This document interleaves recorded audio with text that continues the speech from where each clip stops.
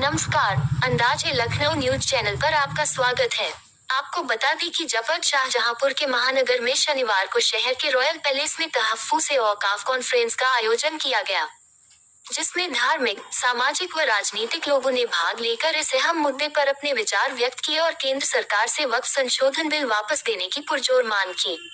इस दौरान मुस्लिम प्रतिनिधियों की ओर से राष्ट्रपति के नाम संबोधित ज्ञापन सिटी मजिस्ट्रेट को सौंपा गया, जिसमें वक्फ बिल से होने वाले खतरों का उल्लेख किया गया है और देश और मुस्लिमों के हित में बिल वापस लेने की मांग की गई।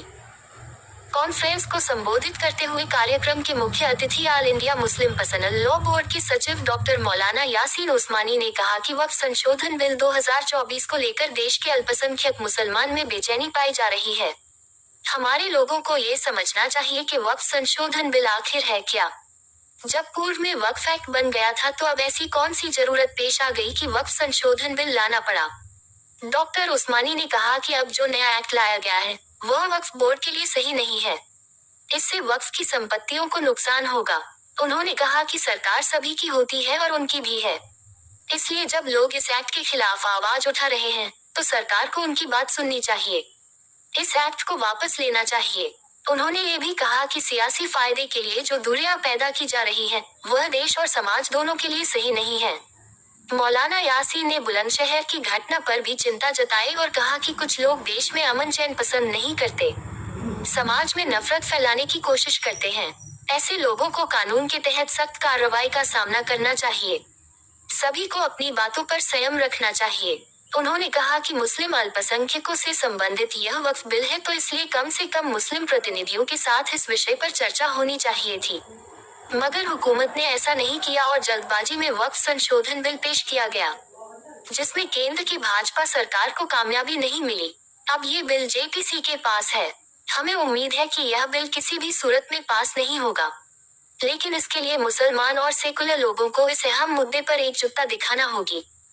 समाजवादी पार्टी के धौरहरा से सांसद आनंद भदौरिया ने कहा कि हमें उम्मीद है कि यहां से वक्फ संशोधन बिल के खिलाफ ऐसी ताकतवर आवाज उठेगी कि केंद्र सरकार को इस बिल को मजबूर होकर वापस लेना पड़ेगा। उन्होंने कहा कि वक्फ संशोधन बिल का हमारी पार्टी ने शुरू से ही जबरदस्त विरोध किया है। अगर जरूरत पड़ी तो इस बिल के खिलाफ संसद से लेकर सड़क तक आंदोलन किया जाएगा। कांग्रेस के प्रदेश महासचिव अजीत यादव ने कहा कि वक्फ संशोधन बिल पूरी तरह से संविधान विरोधी है, इसे किसी भी सूरत में स्वीकार नहीं किया जा सकता। पूर्व दर्जा राज्य मंत्री मोहम्मद कमर आलम ने कहा कि वक्फ बिल के जरिए मुसलमान की वक्फ संपत्तियां को हुकूमत के कब्जे में देना है, इसे हम कतई बर्दाश्त नहीं करेंगे। शहीद अशफाक उल्लाह खां के प्रपौत्र अशफाक उल्लाह खां ने कहा कि औकाफ के तहफ्फुज़ के लिए हम सबको मिलकर लड़ना होगा। कांग्रेस पार्टी के प्रदेश प्रवक्ता प्रोफेसर मनीष कुमार ने कहा कि इस समय देश में सरकारी दादागिरी चल रही है। पिछले 10 सालों में मोदी सरकार के पास कहने को कुछ नहीं है, इसलिए हिंदू मुस्लिम के मुद्दे उठाए जाते हैं। पूर्व IRS अधिकारी कमल किशोर कठेरिया ने कहा कि वक्फ बिल लाने का मकसद वक्फ संपत्तियों पर सरकारी कब्जा करना है। यह कोई सामान्य मुद्दा नहीं है, इसके पीछे बड़ी गहरी साजिश है। अध्यक्षता करते हुए शहर पेश इमाम मौलाना हुजूर अहमद मंजरी ने कहा कि आज के हालात में मुसलमान और सेकुलर ताकतों को एकजुट होना पड़ेगा, तभी वक्फ बिल समेत अन्य गंभीर समस्याओं से छुटकारा मिल सकता है। सभा में सपा की पूर्व प्रत्याशी ज्योत्सना गौड़ कश्यप, नजम जिलानी, सलमान मुजद्दी, अब्बास चिश्ती, जिया जिलानी, आफाक अली खां बच्चन, सैयद मोहम्मद नोमान, डॉक्टर तारिक अली खां, अमित राय आदि ने भी विचार व्यक्त किए। संचालन करते हुए सैयद कासिम रजा ने स्वागत भाषण दिया।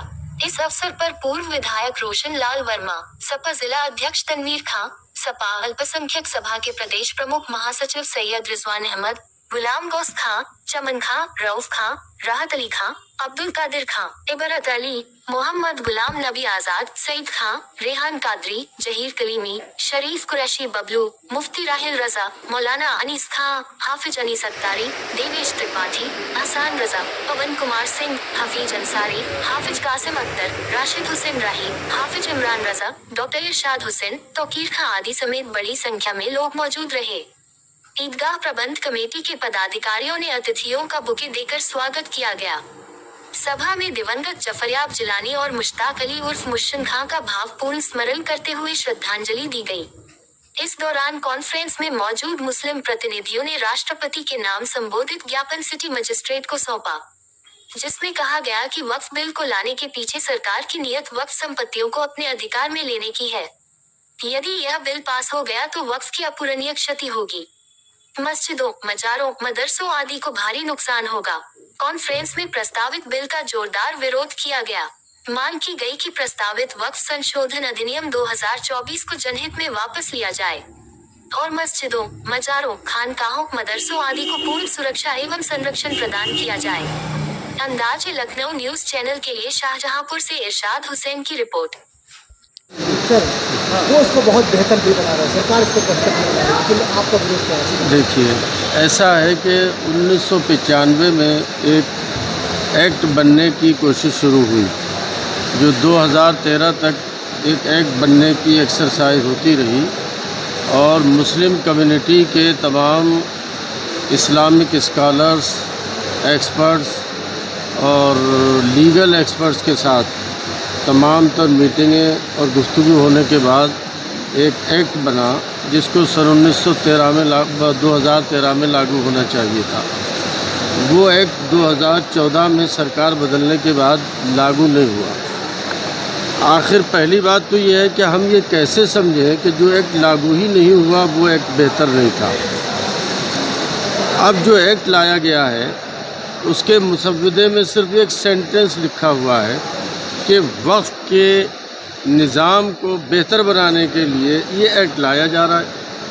उसमें ये बात कहीं नहीं बताई गई है कि पहला वक्फ एक्ट यही है कि पहला वक्फ एक्ट जो था उसमें कमी क्या थी और दूसरा एक्ट क्यों लाया गया।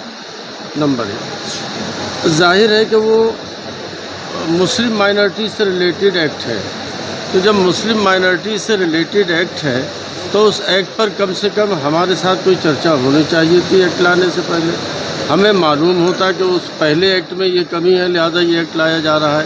लिहाजा इस किस्म की कोई भी हम लोगों से न चर्चा हुई न बात हुई। आपने सुना मेंबर पार्लियामेंट अभी भदौरिया जी कह रहे थे कि आनन फानन में वो एक्ट पार्लियामेंट में आ गया। अब जब वो एक्ट पार्लियामेंट में आ गया तो उसकी स्टडी की गई। जब स्टडी की गई तो हम लोग इस नतीजे पर पहुँचे हैं कि ये एक्ट वक्फ की जायदाद के प्रोटेक्शन और उसकी हिफाजत और उसकी बका के लिए महसूस नहीं होता है, बल्कि फीलिंग हमारी ये है कि इस एक्ट के ज़रिए से औक़ाफ़ की जायदादों को मज़ीद नुकसान पहुँचेगा। इसलिए हम लोग लगातार ये डिमांड कर रहे हैं और सरकार से अपील कर रहे हैं कि इस एक्ट को वो वापस ले लें।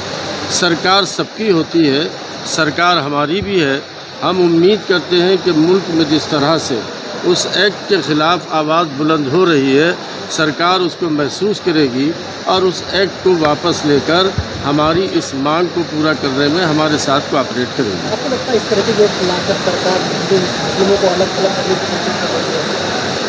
मैं इस सिलसिले में कुछ ज़्यादा बात तो इसलिए नहीं कहूँगा इस वक्त कि हमारी आज की कॉन्फ्रेंस इस एक्ट से मुताल्लिक़ है और सियासी कामयाबियाँ हासिल करने के लिए, सियासी नंबर बढ़ाने के लिए कौमों और मुल्क के दरमियान सियासतदानों के ज़रिए से बहुत सी कुछ बातें ऐसी होती हैं जो समाज के लिए नुकसानदेह होती हैं।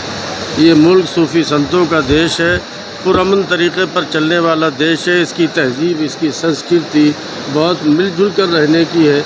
ऐसा कोई भी काम जिससे लोगों के दरमियान फासले और दूरियां पैदा होती है, न वो देश के हित में होता है न समाज के हित में होता है। इसलिए हम लोग ये चाहते हैं कि ये कानून हमसे रिलेटेड है, हमारी बात सुनी जाए और इस कानून को वापस लिया जाए। सबसे देखा होगा यमन लोग गाज़ा में हमले कर रहे हैं, मुस्लिम किस तरह इसको देखता है? हम एक ऐसे देश में रहते हैं जिसका नाम हिंदुस्तान है और हिंदुस्तान ऐसा शानदार मुल्क है कि जो अमन, इंसाफ और मोहब्बत और भाईचारे के लिए जिसका सदियों पुराना इतिहास है। दुनिया के किसी भी हिस्से में किसी भी कौम के ख़िलाफ़, किसी मुल्क के ज़रिए, किसी फ़र्द के ज़रिए जुल्म और नाइंसाफ़ी अगर होती है तो हमारा मुल्क और हम सब मिलकर उसकी हमेशा मजम्मत करते रहे हैं। लिहाजा ऐसी कार्रवाई जहाँ भी होती है हमारा मुल्क, हमारे मुल्क का हर बाशिंदा उसके को कंडेम करता है, उसकी मजम्मत करता है, उस पर अपनी तकलीफ़ का इजहार करता है।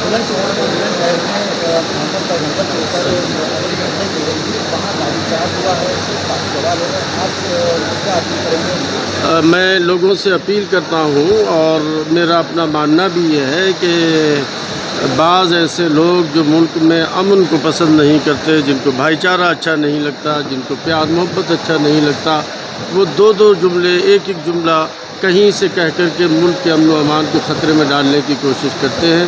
कानून को अपनी कार्रवाई करनी चाहिए, लोगों को अपनी ज़बान पर लगाम रखना चाहिए। महज़्ज़ब और कल्चर्ड लोगों का ये काम नहीं है कि वो किसी भी मज़हब के बाइज़्ज़त मोहतरम शख्सियात के ख़िलाफ़ ऐसी कोई बात कहे कि दूसरों के जज्बात आहत। लिहाजा मैं इसको कंडम करता हूँ और इसके लिए कोशिश शुक्रिया।